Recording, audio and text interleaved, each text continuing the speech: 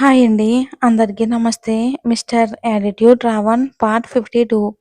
తను తీసుకువచ్చిన మందు పట్టుకుని దానిని ఏ విధంగా చేర్చాల్సిన చోటికి చేర్చాలో ఫోన్‌లో తన మనుషులకి చెప్తూ తన కారులో వెళ్ళిపోతుంది దేవయాని. అమ్మో! పెద్ద ప్లానింగే. ఉదయం 5 గంటలకే మెలకువొచ్చిన ఆయువుకి జిమ్‌కి వెళ్ళాలి అనుకుని లేవబోతూ ఉండగా తనపై ముద్దుగా నిద్రపోతూ ఉన్న తన బంగారుని చూడగానే మనసు ప్రశాంతంగా అనిపించింది. ఆమె చుట్టూ ఉన్న చేతులను బిగించి పట్టుకున్నాడు. ఏదో మల్లెపూలని పట్టుకున్నంత మెత్తగా ఉంది. ఇంకా గట్టిగా పట్టుకోవాలి అనిపించింది. అలానే చేశాడు. అతని కౌగిలి చిన్న నొప్పేదో ఊర్వికి. ఆయు మెల్లిగా అని కళ్ళు తెరవకుండానే చెప్పింది. లేదు బంగారు, నేనింత దగ్గరగా పెట్టుకుని మెల్లిగా అంటే ఎలా అమ్మా? ఎంత మెత్తగా ఉన్నావో తెలుసా? చాలు మీ అల్లరి. మిమ్మల్ని వదిలేస్తే అన్నీ మర్చిపోయి ఇలానే ఉంటారు. ఈరోజు చాలా పనులున్నాయి. నేను రాజు వాళ్ళ నాన్నమ్మని ఇన్వైట్ చేయడానికి వెళ్ళాలి. అలాగే ఆఫీస్‌కి. మీరేమో హార్మోని మాన్షన్‌కి. ఎందుకు అన్నట్టు చూస్తాడు వాయు. మావయ్య గారు మీపైన ఎంత కోపంగా ఉన్నా ఆయన లేకుండా ఎలా ఆయు? నాకెలాగో ఎవరూ లేరు. నువ్వు కూడా అలానే ఉంటానంటే ఎలా? నెమ్మదిగా వాళ్ళే అర్థం చేసుకుంటారు. నువ్వలా అనుకు. నీకు నేనున్నానుగా ఇంకోసారి అలా అనుకో. కానీ నాకిష్టం లేదు మా వాళ్ళని పిలవడానికి. కానీ ఎందుకిష్టం లేదు? ఆయు నీకు వెళ్ళడం ఇష్టం లేకపోతే ఫోన్ చేసి చెప్పు. సరే బంగారు పిలుస్తాను. మరి నా ముద్దు? ఈ పూటకి ఇది చాలు. వెళ్ళి మీ డైలీ వర్క్ స్టార్ట్ చేయండి. బంగారు ఒకటి అడగనా? నా కోసం ఏదైనా చేస్తావా? చెప్పాయు. తప్పకుండా చేస్తాను. నాకు నిన్ను చీరలో చూడాలని ఉందిరా. నా కోసం కట్టుకోవా? నీ కోసం నేను తీసుకున్న కలెక్షన్‌లో నీకిష్టమైనవి తీసి కట్టుకో. ఆమె అలా బెరుకుగా చూస్తూ ఉంటే నీకిష్టం లేకపోతే వద్దమ్మా. అలా ఏం లేదు. అలా అని కాదు. నాకు చీర కట్టుకోవడం రాదు అయ్యూ. నాకొచ్చు. నేను నేర్పిస్తా. నేర్చుకుంటావా? అంటాడు అల్లరిగా. వద్దు. వర్ష హెల్ప్ తీసుకుంటా. నేను ఒప్పుకోను. నా బంగారుకి నేనే కట్టాలి. నేనే నేర్పించాలి. ఓకేనా? ఇక సిగ్గుతో కళ్ళు వాల్చేసి సరే అని, అయితే ఫ్రెష్ అయ్యి రెడీగా ఉండు. నేను జిమ్ చేసి వస్తానని వెళ్ళిపోతాడు. ఇంకా ఆయు చీర కట్టడం కూడా స్టార్ట్ చేస్తారు కొద్దిసేపట్లోనే. తనకి తానే కొత్తగా అందంగా అనిపించింది. అంత నీట్‌గా కట్టాడు. పళ్ళు, స్టెప్స్ కూడా చాలా చక్కగా ఉండేలా చాలా డిగ్నిటీగా కట్టాడు. ఎక్కడ నేర్చుకున్నారు? ఇంతకుముందు ఎవరికైనా కట్టారా? బంగారు, నా లైఫ్‌లో నేను అమ్మాయిలకి సంబంధించినవి నేర్చుకున్నానంటే అది నీ కోసం మాత్రమే బంగారు. నీకు చేయటం కోసం మాత్రమే. నేను చిన్నగా ఉన్నప్పుడు అమ్మ చీరలు కట్టుకునేది. అమ్మ చాలా అందంగా ఉండేది. నిన్ను చూసిన క్షణంలో నీపై కలిగిన ప్రేమ నువ్వే నా సర్వస్వమని తెలిసి నీ కోసం వెళ్ళిన ప్రతి చోట నిన్ను ఊహించుకుంటూనే డ్రెస్సెస్ కానీ, శారీస్, జ్యువెలరీ అన్నీ కూడా తీసుకుని వాటిని ఎప్పుడో ఒకప్పుడు నేనే నీకు నా చేతులతో వేసి రెడీ చేయాలని నా ఆశ. అందుకే నేర్చుకున్న బంగారు నీ కోసమని అంటాడు. అతను అలా చెప్తూ ఉంటే ఊర్వి కళ్ళల్లో నీళ్ళ తడి.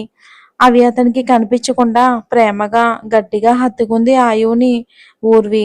ఆయు, I love you. I love you so much. కాసేపు అలానే ఉండిపోయింది ఊర్వి. అతని మొహాన్ని చేతుల్లోకి తీసుకుని మొహమంతా ప్రేమగా ముద్దులు పెడుతుంది. చివర్న అతని కళ్ళల్లోకి సూటిగా 2 క్షణాలు చూసి ఆమె తలపై చిన్న ముద్దు పెట్టి బెడ్ మీద నుండి లేపి చీరని సెట్ చేసి సరే నేను 5 నిమిషాల్లో వస్తానని వెళ్ళిపోతాడు ఫ్రెష్ అవ్వడానికి. ఊర్వి శారీ పైకి ఎలా రెడీ అవ్వాలో గాజులు, చిన్న చైను, కాలికి మువ్వలు, చిన్న బుట్ట కమ్మలు, నీట్‌గా జడల్లి వన్ సైడ్ వేసుకుని రెడీ అయ్యి ఫోన్ తీసి చూడగానే వర్ష అని ఉండడంతో ఇక కిందకెళ్ళి ఆయువుకి కాఫీ తీసుకురావడం కోసం వెళ్తుంది.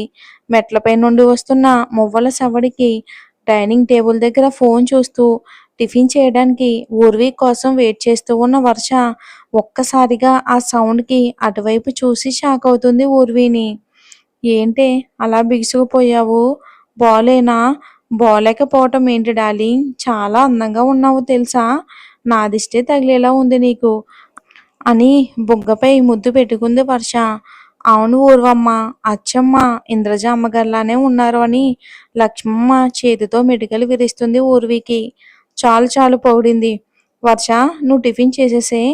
నేను ఆయువు గారికి కాఫీ ఇచ్చి వచ్చాక నువ్వు నేను కలిసి రాజు వాళ్ళ నాన్నమ్మ దగ్గరికి కలిసి వెళ్దాం. ఓకే డార్లింగ్ అని కాఫీ కలుపుకొని ఆయు గదివైపు వెళ్తుంది ఊర్వి. ఆ లక్ష్మమ్మ, రూపా దగ్గరికి వెళ్తున్నావా? వెళ్తున్నా వర్షమ్మ. కాసేపు అయ్యాక సార్ ఆఫీస్కి వెళ్ళాక వెళ్ళి తీసుకుని వస్తాను. ఒకే అన్ని టిఫిన్ చేసి ఉదయం నుండి డింపుల్ని చూడకపోవటంతో అలా బయట గార్డెన్లోకి నడుస్తుంది వర్ష. ఫ్రెష్ అయ్యి బయటకు వచ్చిన ఆయుకి ఊర్వి కనిపించకపోవడంతో, బంగారు, అప్పుడే వెళ్ళిపోయావా అని తన ఫోన్ తీసి చెక్ చేసుకుంటాడు. అది చూసిన అతని కనుబొమ్మలు ముడిపడ్డాయి. వెంటనే డింపుల్కి కాల్ చేసి విషయం చెప్పి 2 మినిట్స్లో విషయం ఏంటో తేలాలి అంటాడు.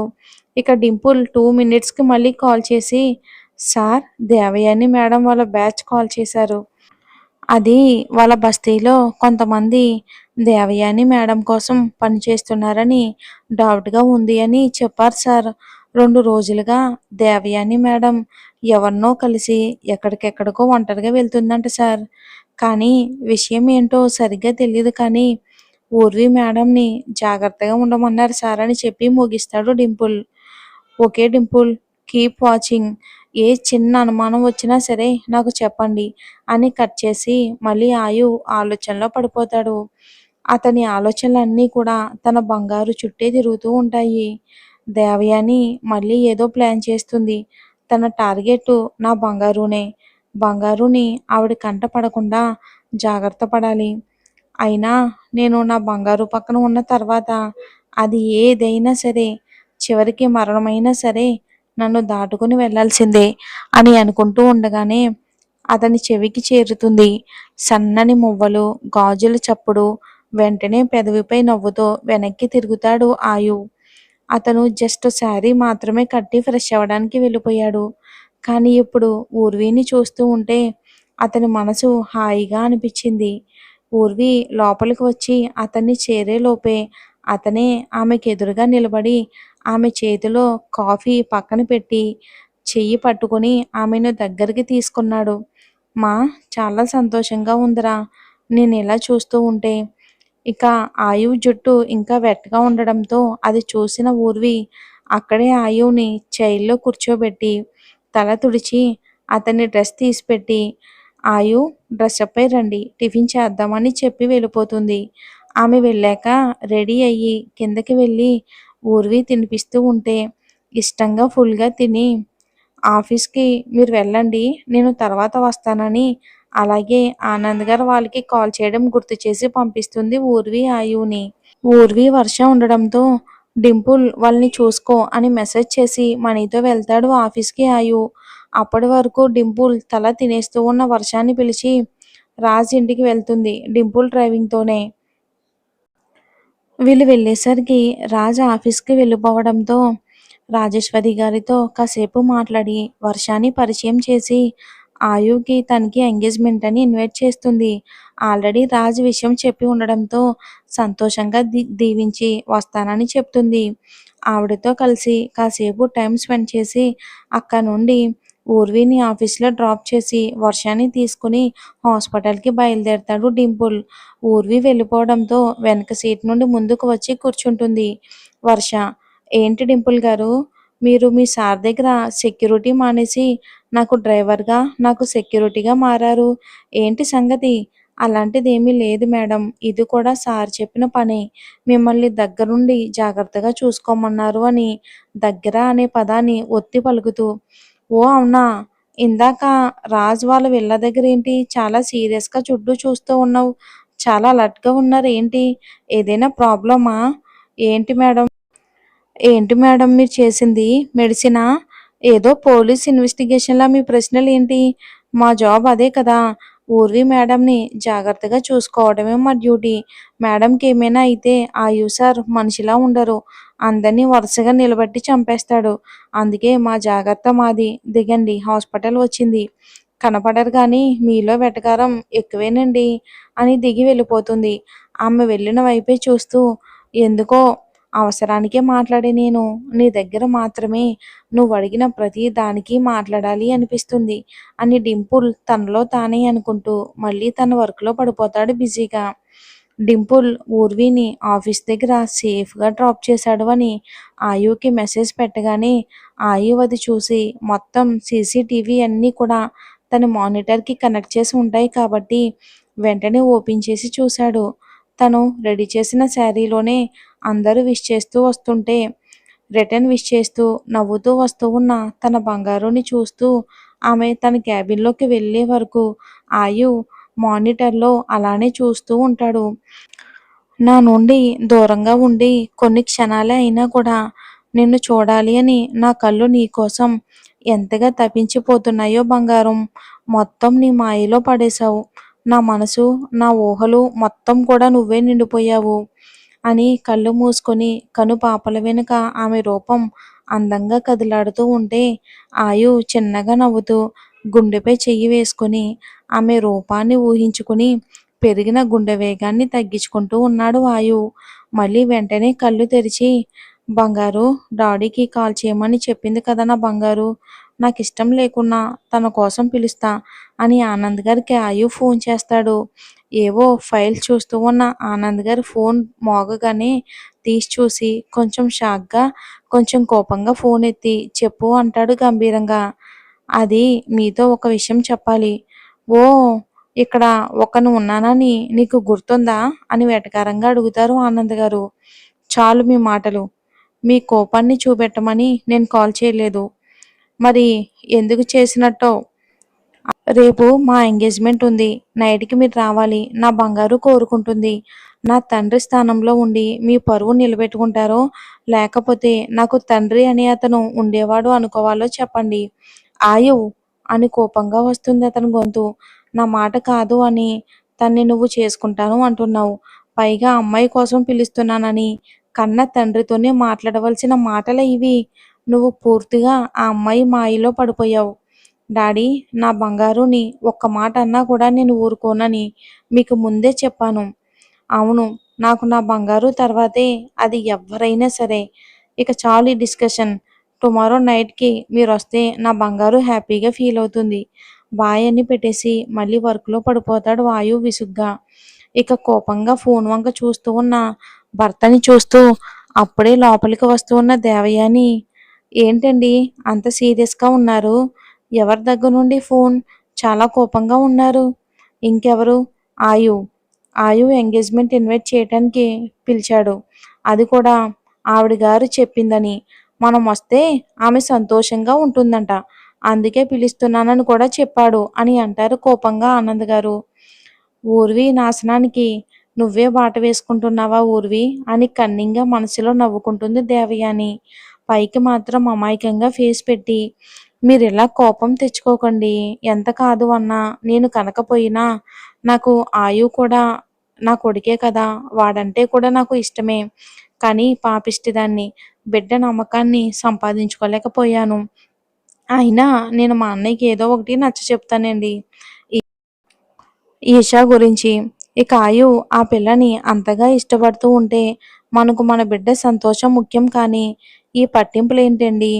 ఆయు పిలిచాడు కదా, మనం వెళ్దామండి అని తనలోని నటన ప్రావీణ్యాన్ని బయటికి తీస్తుంది ఆవిడ. ముసలి కన్నీళ్లకు ఆనంద్ గారు కరిగిపోయి, నీకు వాడంటే ఎంత ఇష్టం దేవయాని, కానీ వాడు ఈ తల్లి మనసును తెలుసుకోవట్లేదు. పర్వాలేదండి, తల్లి ప్రేమ ఎప్పుడూ గుర్తింపును కోరుకోదు. తన పిల్లలు ఆనందంలోనే తన ఆనందాన్ని వెతుక్కుంటుంది. సరే దేవయాని, నీ సంతోషం కోసం వెళ్దాం అని లోపలికి వెళ్ళిపోతాడు ఆనంద్.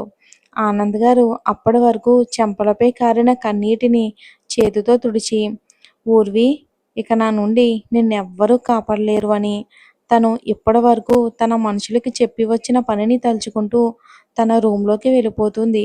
రూంలోకి వెళ్ళి బ్లూటూత్ తీసి చెవిలో పెట్టుకుని ఫోన్కి కనెక్ట్ చేసి కాల్ చేస్తుంది రూపా దగ్గర ఉన్న తన మనిషికి. హలో మేడం, నేను చెప్పింది గుర్తుంది కదా? హా మేడం, మీరు చెప్పినట్టుగానే మన అబ్బాయిలో ఒకడు ఆ అమ్మాయిని అలా చేయబోతూ ఉండగానే వీడియో తీసాం. కాసేపు అయ్యాక హాస్టల్ దగ్గరికి వెళ్ళి వార్డెన్తో ఫోన్ చేయించి ఆ ముసల్దాన్ని బయటికి వచ్చేలా చేస్తాం. ఓకే, కానీ మీరు ఎట్టి పరిస్థితుల్లో కూడా ఆయు ఇంటి చుట్టుపక్కలకి వెళ్ళడానికి వీల్లేదు. అలాగే ఆ లక్ష్మి హాస్టల్ దగ్గరికి వచ్చాక మీ పనిని మొదలుపెట్టండి అన్నట్టు దాన్ని మీరు గుర్తుపడతారు కదా! ఫోటో సరిగ్గా చూసారా? హా! మేడం చూసాం. నేను లైన్‌లో ఉండి వింటూ ఉంటాను. నా మాటలను మీరు ఫాలో అవ్వండి. ఆ! Okay madam. ఓకే. హాస్టల్ దగ్గరికి వెళ్ళాక కాల్ చేస్తామని ఫోన్ పెట్టేస్తాడు.